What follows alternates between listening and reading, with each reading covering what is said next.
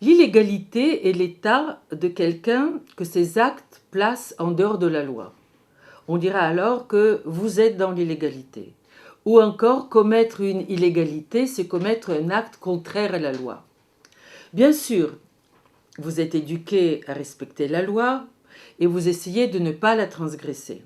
Je dis bien vous essayez, car personne n'ignore l'adage selon lequel les règles sont faites pour être enfreintes.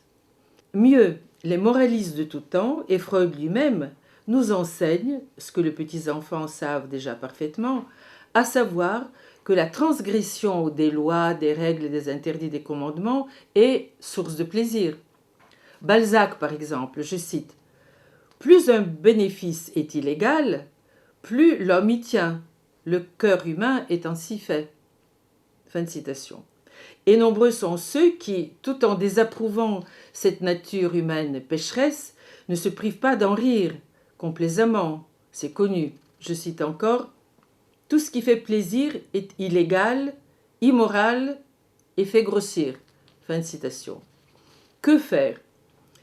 Si vous êtes étranger en situation illégale, vous êtes stigmatisé, menacé, toléré ou mal toléré, expulsé, vous ne pouvez que vous noyer en boat people ou chercher à tout prix à vous débarrasser de l'illégalité pesante, insupportable. Vous réclamez donc d'entrer dans la loi, d'en être reconnu.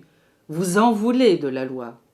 En revanche, si vous êtes patron d'une grande entreprise et vous fraudez la loi, il paraît qu'il suffit que vous soyez une centaine dans ce cas et votre situation cesse d'être illégale.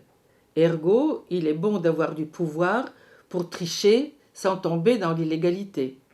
Autre exemple, un aveu de policier moderne. J'ai entendu récemment à la radio, ce monsieur nous apprend qu'aujourd'hui, le rôle de la police est moins de faire respecter la loi que d'imposer des limites à peu près tolérables à l'illégalité, disait cet homme. Bien sûr, ce fonctionnaire de la légalité semble être aussi expert en dialectique, voire en casuistique. Je le trouvais admirable.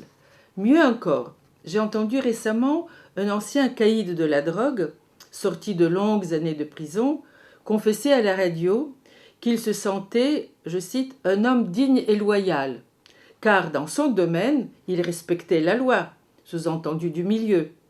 Pas comme ces petits mafras de Marseille, disait-il, qui vivent dans l'illégalité et tirent au kalachnikov pour un paquet de cigarettes. Il tirait pour mieux que ça, lui.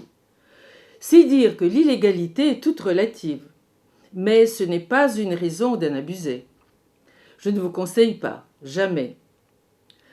Puisque, comme Balzac et Freud, je commence à connaître le cœur humain, je vous le dis, ne commettez pas l'illégalité de voler par exemple le peignoir de bain en quittant l'hôtel. Contentez-vous des savonnettes, peut-être, si vous ne pouvez pas faire autrement. Bonne journée.